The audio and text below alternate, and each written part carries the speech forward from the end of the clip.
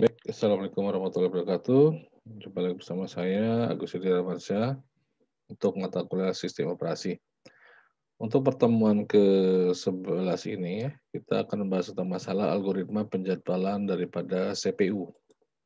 Nah, untuk algoritma penjadwalan di sini ada beberapa poin. Yang pertama ada first come, first serve, atau disebut dengan FCFS ya. Kemudian short job first atau SJF, priority, guaranteed, round robin atau RR, multi-level queue, kemudian multi-level feedback queue, kemudian two-level scheduling. Nah, yang pertama adalah priority scheduling ya, di mana ini merupakan algoritma penjadwalan yang mendahulukan proses yang memiliki prioritas tertinggi. Setiap proses memiliki prioritas masing-masing. Suatu proses dapat ditentukan melalui beberapa karakteristik, antara lain time limit, memory requirement, akses file, perbandingan antara burst M per K dengan CPU burst, kemudian tingkat kepentingan daripada proses yang ada. Kemudian masih di priority scheduling ya, di mana di sini dilakukan dengan FCFS. Adapun algoritma penjadwalan prioritasnya adalah sebagai berikut. Setiap proses akan mempunyai prioritas bilangan integer, beberapa sistem integer dengan urutan kecil untuk proses dengan prioritas yang rendah, dan sistem lain juga bisa menggunakan integer urutan kecil untuk proses dengan prioritas yang tinggi. Kemudian CPU diberikan ke proses dengan prioritas tertinggi atau integer kecil adalah prioritas yang tinggi ya. Dalam algoritma ini ada dua skema, yaitu ada preemptif ya, dan non preemptif. Kalau preemptif itu proses dapat diinstruksikan jika terdapat prioritas lebih tinggi yang memerlukan daripada CPU. Sedangkan non preemptif, proses dengan prioritas tinggi akan menggantikan pada saat pemakaian timescale habis. Nah, di sini ada contoh daripada priority schooling non preemptif ya. Nah, ini ada contoh soalnya ya, di mana ada prosesnya ada P1 sampai dengan P5 ya, proses 1 sampai dengan proses 5, terus time-nya, millisecond-nya dari 10, 1, 2, 1, dan 5, prioritasnya 3, 1, 3, 4, dan 2. Nah, pertanyaannya adalah berdasarkan tabel tersebut, Anda diminta untuk membuat yang namanya Gantt chart. Yang kedua adalah tabel waktu tunggu, dan yang ketiga adalah hitungan AWT-nya. Gantt chart-nya jadi seperti ini. Jadi P2 itu range-nya antara 0 sampai 1. Ya. 0 sampai 1 ya. P2 nih 1, 0 sampai 1. Kemudian P5-nya 1 sampai 6. P5 itu ada 5. Berarti dia 1, 2, 3, 4, 5, 6 ya, 6. Kemudian P1-nya ada 10. Jadi dari 6 ke 16. 16 kurang 6 itu 10 range-nya. Ya. Kemudian P3-nya 16 ke 18. Itu berarti 3 ya, 16, 17, 2 ya, 16, 17, 18, 18, dan yang P4-nya 1. P4-nya 1, jadi sampai 19. Itu adalah Gantt chart daripada priority scheduling non preemptive.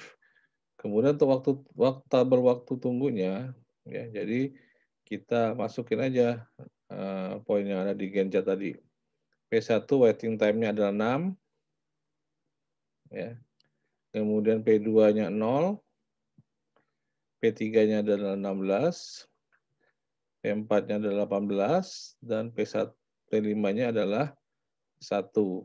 Jadi average waiting time-nya adalah kita jumlahkan 6 plus 0 plus 16 plus 18 plus 1 dibagi dengan jumlah proses yang ada. 5 sama dengan 8,2 ms. Ini hasil akhirnya ya. Oke, untuk selanjutnya adalah contoh untuk priority scheduling preemptive. Di mana di sini ada proses, ada P1 sampai dengan P5, kemudian arrival time ms-nya 0, 3, 4, 6, dan 7. Burst time-nya 10, 1, 2, 1, 5, kemudian prioritasnya adalah 3, 1, 3, 4, dan 2. Pertanyaan sama, hitunglah Gantt chart-nya, kemudian tabel waktu tunggunya, dan hitunglah AWT-nya. Nah, Gantt chart-nya P1-nya 3, P2-nya P2-nya 1 ya, jadi 3, 4, P3-nya 6, ya. 4, 5, 6, 2 ya berarti ini ya, sisihnya ya. Kemudian P4-nya 1, 1 ya. Kemudian P5-nya 12, P1-nya 19 ya. Jadi proses waktu tunggu dari 5 proses tadi, maka waiting time-nya dikurangi. 12 dikurangi 3 sama dengan 9, 3 dikurangi 3 sama dengan 0, 4 dikurangi 4 sama dengan 0, 6 dikurangi 6 sama dengan 0, dan 7 dikurangi 7 sama dengan 0. Jadi dari 5 proses ini maka akan dibagi dengan 5 proses. 9 dibagi 5 sama dengan 1,8 ms. Oke, selanjutnya masih di priority scheduling preventif ya, di mana di sini ada contoh priority preventif yang lainnya. Di mana di sini ada proses P1, P2, P3, P4, arrival time-nya 0,0, 2,0, 4,0, 5,0, burst time-nya 7, 4, 1, dan 4. Priority-nya adalah 3, 1, 3, dan 2. Ini adalah Gantt chart-nya ya, sampai 16. Kemudian untuk tabel waktu tunggunya, maka P1 sampai dengan P4, untuk waktu tunggu, P1-nya 10 kurang 2, ya, 10 kurang 2, ya, sama dengan 8, P2-nya 2 kurang 2 sama dengan 0, P3-nya adalah 15 kurang 4 sama dengan 11, P4-nya 6 kurang 5, sama dengan, nih, P4-nya 6 kurang 5, sama dengan 1. Maka AWT-nya adalah 8 ditambah dengan 0 ditambah dengan 11 ditambah dengan 1 dibagi dengan 4 proses yang ada di sini. Sama dengan 5 ms. Oke, selanjutnya adalah priority scheduling ya, di mana di sini ada tabelnya juga ya.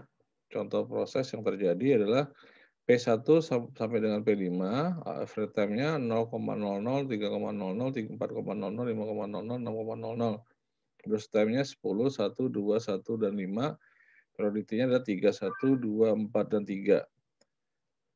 Berdasarkan tabel tersebut, Anda diminta untuk membuat Gantt chart-nya, tabel waktu tunggu dan hitung AWT, dengan algoritma penjadwalan priority non-preemptif dan priority preemptif. Nah, di sini kita lihat, langsung kita buat aja priority non-preemptifnya. P2-nya 1, range-nya 0 sampai 1, P3-nya 1 sampai 3, P1-nya 3 sampai 13, kemudian P5-nya adalah 13 sampai 18, dan P4-nya adalah 18 sampai 19 ya. Oke. Kemudian untuk waktu tunggunya ada prosesnya ada 5 ya, P1 sampai dengan P5, 3, 0, P2-nya 0 ya, 0. P3-nya 3, P1-nya 3, 3, kemudian P3-nya 1, P5-nya 3, P4-nya 18, dan P5-nya adalah 13.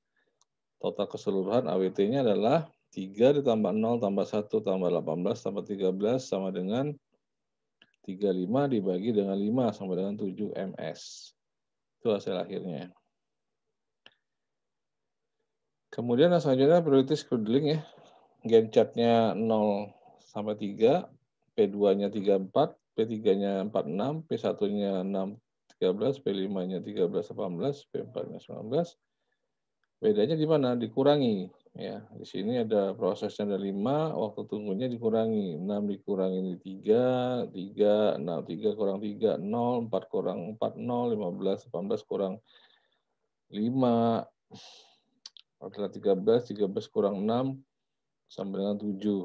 Maka average waiting time-nya 3 ditambah 0 tambah 0 tambah 13 tambah 7 sama dengan 23 dibagi dengan 5 proses yang ada di sini. Sama dengan 4,6 ms. Oke, baik. Di sini ada tugas ya, sama seperti contoh yang tadi yang di atas, bisa Anda lakukan atau Anda coba-coba di rumah untuk tugas-tugas ini. Ataupun latihan-latihan untuk di kelas juga atau di rumah ya. Baik, akhir kata saya ucapkan terima kasih. Wabillahi taufiq wal hidayah. Wassalamualaikum warahmatullahi wabarakatuh.